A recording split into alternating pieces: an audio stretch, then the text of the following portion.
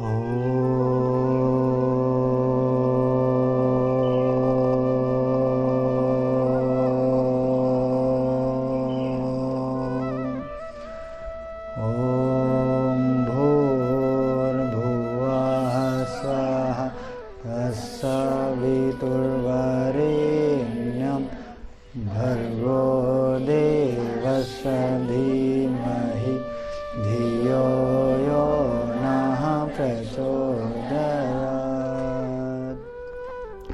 ॐ गुरुर्ब्रह्मा गुरुर्विष्णु गुरुर्देवो महेश्वरः गुरुः साक्षात् परब्रह्म तस्मै श्री गुरवे नमः। अखण्डमण्डलाकारं व्याप्तं येन चराचरं तत्पदं दर्शितं येन तस्मै श्री गुरवे नमः। तस्मै श्री गुरवे नमः। दो टॉपिक लेंगे हम आज, ठीक है। प्रश्नों की श्रृंखला में दो क्वेश्चन, ठीक है। एक लड़की का क्वेश्चन है, संभवतः हमें याद पड़ रहा है कि वो जो है ममता विद्यालय की छात्रा है। यूट्यूब के माध्यम से नाम आया था, सौम्या करके, सौम्या नाम आया था। तो आज ही क्वेश्चन आया, दोपहर में आया था दो क्वेश्चन, दया और दो चीज, दया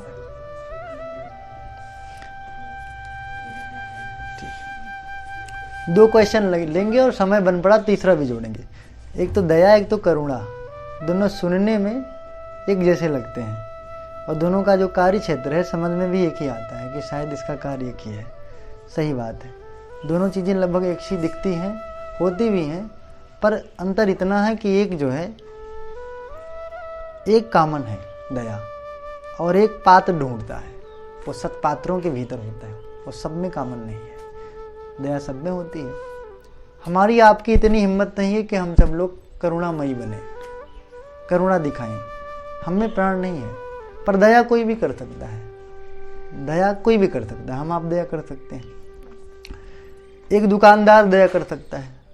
जो दुकानदार होगा, कोई ग्राहक चला जाए उसके पास, संभवतः उसके पास मान लो पैसे ना हो, गरीबी हो, तो फिर मान के चलिए वो दया करके फ्री में सामान दे सकता है, वो भी दया कर सकता है। एक बच्चे ने गलती कर दी हो तो गलती का परिणाम सजा होता है। शिक्षक भी आराम से दया करके उसे माफ कर सकता है, सुधरने का मौका दे सकता है। जज भी अपराधियों में को दया करता है और जेल ना भेज करके उसे सुधरने का एक और अवसर प्रदान करता है, वो भी दया का प्रतीक है। जज भी कार्य करता है। हम आप लोग रास्ते में चल रहे होंगे या घर पे होते रहे होंगे, कोई गरीब आदमी या फिर कोई भिखारी आ जाता है हमारे द्वार पर, तो उसको भिक्षा देने के लिए, उसका सहयोग करने के लिए दया काम आती है। दया करके हम दे सकते हैं। कमाने वाला, दुकान करने वाला, नौकरी करने वाला, रास्ता चलने वाला, हर किसी का अधिकार है, वो दया कर सकता है। और कोई अस्थायी चीज़ भी नहीं रहती कि लगातार आप दया करते रहें। आपात बात होती है, इमरजेंसी में काम आता है। कभी कभी ऐसी सिचुएशन घट पड़ती है जब मुझे दया करना पड़ता है, तो दया ये वाली चीज़ हो गई। अब मान के चलिए अपराधी भी दया कर सकता है।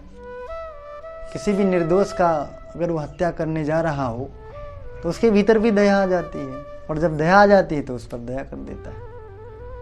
व्यक्ति दया जब करता है तो उसकी इंसानियत का पक्ष चालू हो जाता है, वो इंसान बनेगा, वो इंसान बनेगा। इंसान बनने के लिए दया करनी जरूरी है। यदि आप किसी पर दया करते हैं तो फिर आप भविष्य में इंसान बन सकते हैं। दया करना इंसानियत का द्वार है। आपके भीतर क्रूरता भरी पड़ी हो, दया करना शुरू कर दीजिए तो आप इंसान वाले पथ पे चलने लगे। भविष्य में आप दया करके आप इंसान बन सकते हैं। राम जी रावण पर दया करते हैं, दया करके उसको अंतिम तक माफ़ी तो करते हैं।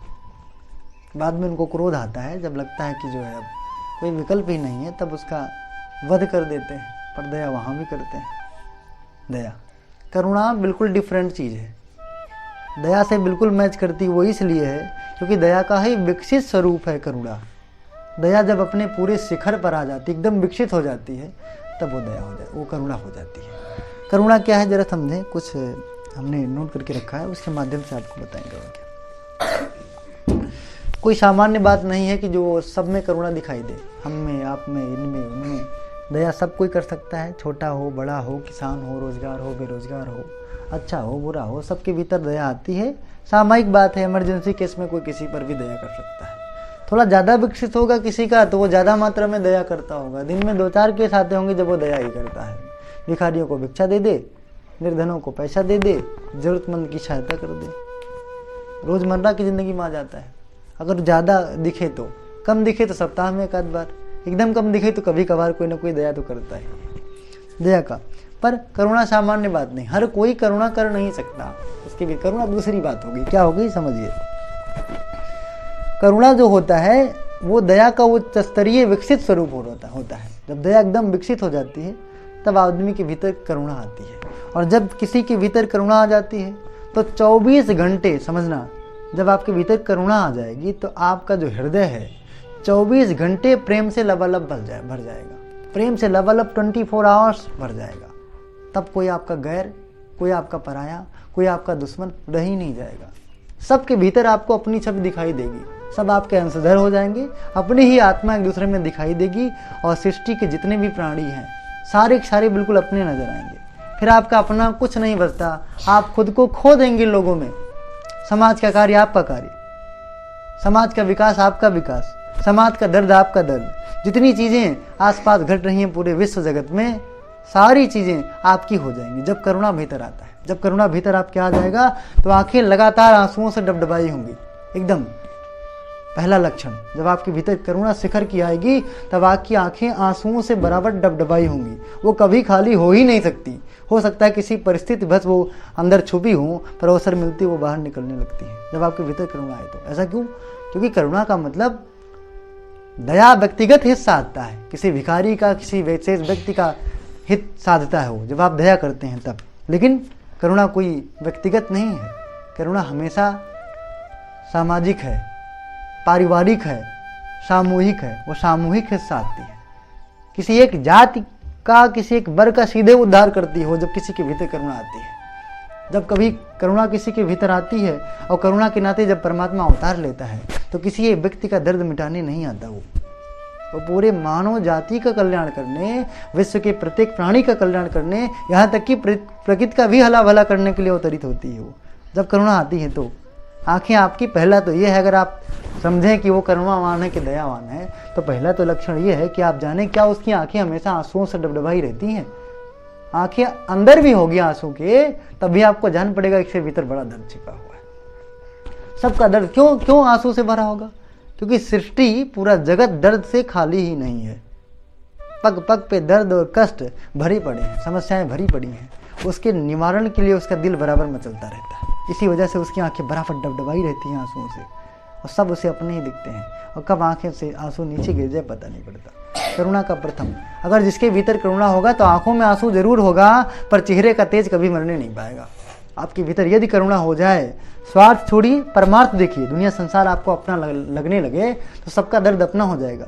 आपके भीतर करुणा आ जाएगी, आंखों में आंसू तो होंगे पर चेहरे का तेज कभी भी मरने नहीं पाएगा, चेहरे पे तेज बना रहेगा। दूसरा लक्षण, तीसरी बात क्या है? वाणी में आपके बिल्कुल विनम्रता होगी, पर जितनी विनम्रता होगी उतनी ज़्यादा उसमें शक्ति होगी। अगर आप मुख से कुछ निकाल दिए तो फिर वो कट नहीं सकता। करुणामयी ऐसा कर सकता है, कोई दूसरा व्यक्ति नहीं कर सकता। आपके भीतर करुणा है तो आपकी वाणी कभी भी किसी भी हाल में मिथ्या नहीं हो सकती, वो किसी कीमत पर उसे सत्य होकर के सामने निकल के आना ही पड़ेगा। करुणा का तीसरा लक्षण ये, अगर आपके भीतर यदि करुणा हो जाए, करुणा किस में हो सकता है? ये सब में नहीं। हमारी हैसियत, आपकी हैसियत, अन्य किसी की हैसियत, सबकी हैसियत करुणा करने की नहीं होती।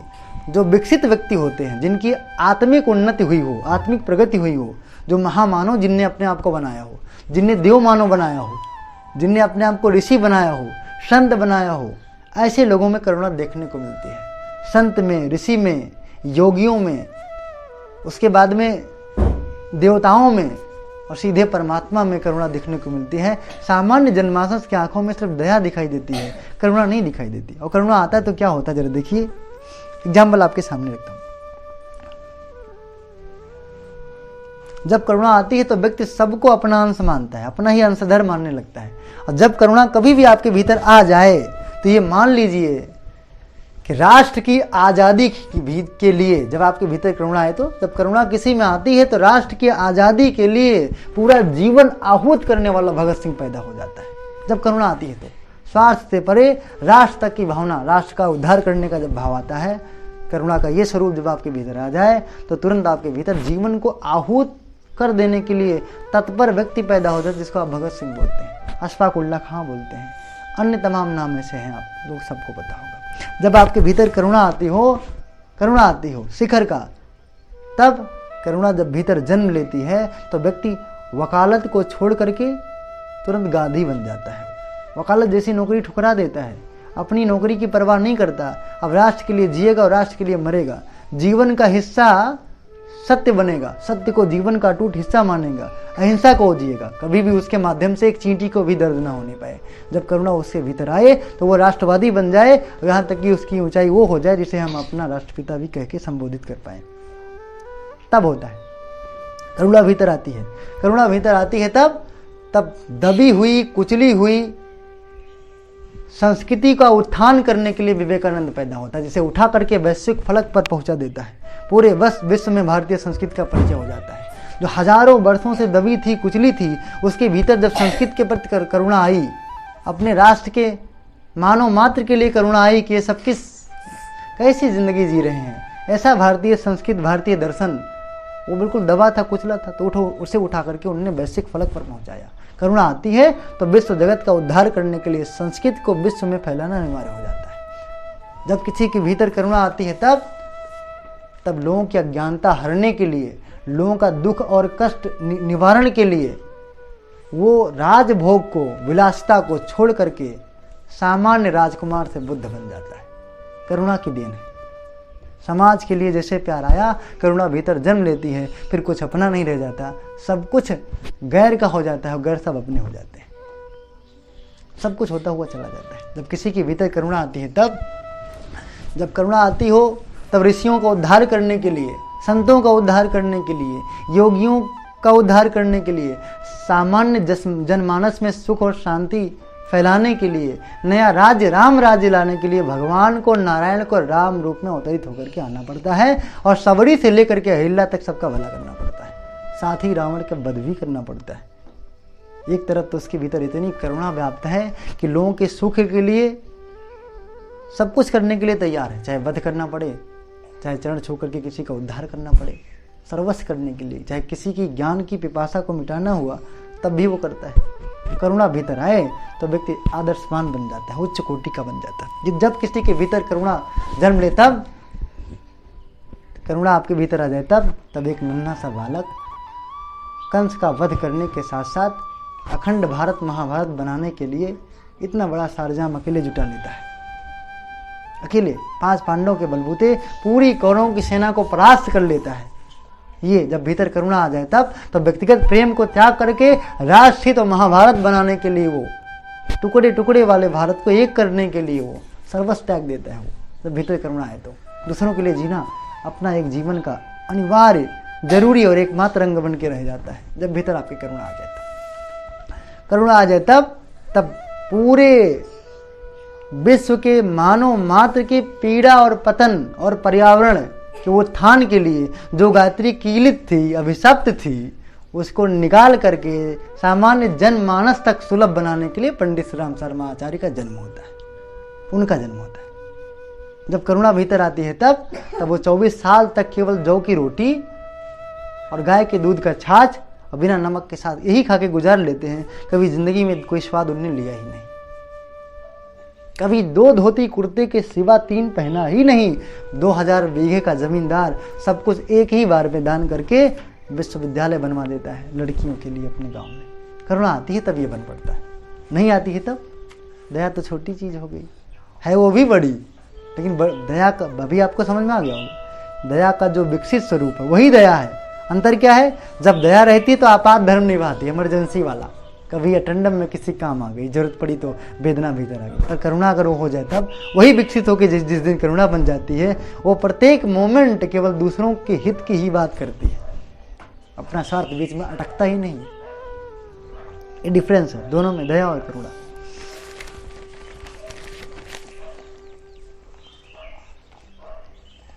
अब ये दया को विकसित करना हो सामान्य बात है। लोगों का दर्द देखो और परखो और अपने से जोड़ो। दया विकसित करनी है तो सामान्य बात है। दूसरों का दर्द पढ़ो और दर्द पढ़ने के बाद में अपने दर्द से जोड़ो। उसकी माँ मर गई, मेरी माँ को कष्ट होता है तो कितना होता है, तो दया करने आप चले जाएंगे। किसी को बुखार हुआ हो, अपने बुखार का समय आप याद करेंगे तो आप में दया आ जाएगी।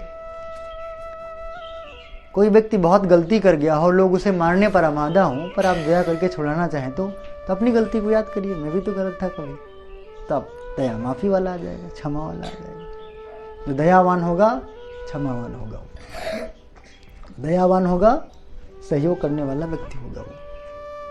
ये नोट करके रखना आप। तो भीतर जब दया आती है, दया को विकसित कैसे किया जाए मैंने बता दिया। लोगों का दर्द सुनिए, पढ़िए, देखिए, अपने से जोड़िए।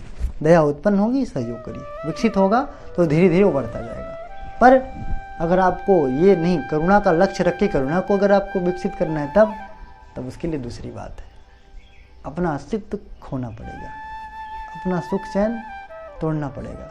अपने लिए कठोरता, दूसरों के लिए विनम्रता, दूसरों के लिए सुविधा, अपने लिए असुविधा, दूसरे लोग सुखी रहें हम तब करेंगे। ये भाव जब भीतर आए तो करुणा को विकसित करने की यात्रा प्रारंभ होती है। जिस दिन हो जाएगी अंत, तब जिस दिन आप परिपूर्ण करुणामयी हो जाएं तब आप अपना अस्तित्व पूर्ण रूप में खो चुके होंगे। आपके भीतर पूरे विश्व की प्रत्येक आत्मा दिखाई देगी, सारे लोग आपके अंशधर होंगे, सबके सब, पूरे विश्व की पीड़ा आपकी पीड़ा होगी, सारा विश्व जगत आपके भीतर दिखाई देगा। कैसे? जैसे कृष्ण भगवान के मुख में पूरा मंडल दिखाई देता था, उस तरह दिखाई देगा। फिर धीरे धीरे करके सारा जनमानस वसुधैव कुटुंबकम वाली बात जिएंगे और आत्मवत् सर्वभूतेश वाली बात आपके जीवन से चरितार्थ होने लगेगी तत्काल। और जिस दिन ये बात शिखर पर पहुंच गई, उसमें ना तो संसार में कोई अंतर है ना आप में। संसार और आप दोनों एक ही हो जाएंगे, दोनों के भीतर सारे प्राणी और आप एक ही हो जाएंगे। सबका दर्द, सबका दुख, सबका सुख, सब कुछ अपना हो जाएगा। और अंत में घूम फिरा करके एक सेंटेंस में अगर उसे कहें तो आप सीधे सीधे वो विराट परब्रह्म के साक्षात साकार स्वरूप आप हो जाएंगे, जिसे लोग पूछते रहते हैं। फिर लोग किसने भगवान को देखा? जो वो निराकार है, तो राम के रूप में उसकी पूजा की गई। सिर्फ एक कारण, करुणामयी था वो, बस सिर्फ करुणा था उनके पास, और कुछ नहीं था। करुणा आते ही साहस जग पड़ता है। आपके भीतर जमाने का दर्द उठाने की करुणा आ जाए तब आप उतना सारजाम आपके पास जुटता हुआ चला जाएगा। आप एक से बढ़कर एक काम करते हुए चले जाएंगे, उसमें कोई रोक नहीं सकता आपको। साहस था उनमें, साहस तो तभी जगह ना जब करुणा आई थी। करुणा ही जड़ है, बाकी सारी चीजें आपका फूल पत्तियां हैं जो लग करके आपको सुशोभित करती हैं, वही आधार है। एक प्रश्न का उत्तर और दे दें, वो भी प्रश्न लोगों का रहता है। इसी श्रेणी में एक शब्द आता है उदारता। उदारता क्या है? जैसे हमने अभी आपको ये बताया कि दया कामन वस्तु है। अपराधी भी दया कर सकता है, जज भी दया करता है, मुजरिम भी दया करता है, हम भी दया करते हैं, आप भी दया करते हैं, दुकानदार भी दया करे, ग्राहक भी दया करे। ग्राहक भी दया कैसे कर सकता है? किसी का सामान ना भी बिक रहा हो तो दया खरीद लेता है। कल उसे दिवाली मनानी है, उसके पास कुछ सामान नहीं बिक रहा है तो पूरा खरीद लिया, पैसा दे दिया, दया कर दिया। ग्राहक भी दया करे, दुकानदार भी दया करे, टीचर भी दया करके बच्चों को नहीं आता 2 घंटा ज़्यादा देख पढ़ाता है। बच्चे भी टीचर पे दया करते हैं, नहीं कहीं फीस उस पाता है 200 रुपये ज़्यादा दे देते हैं, सम्मान करते हैं।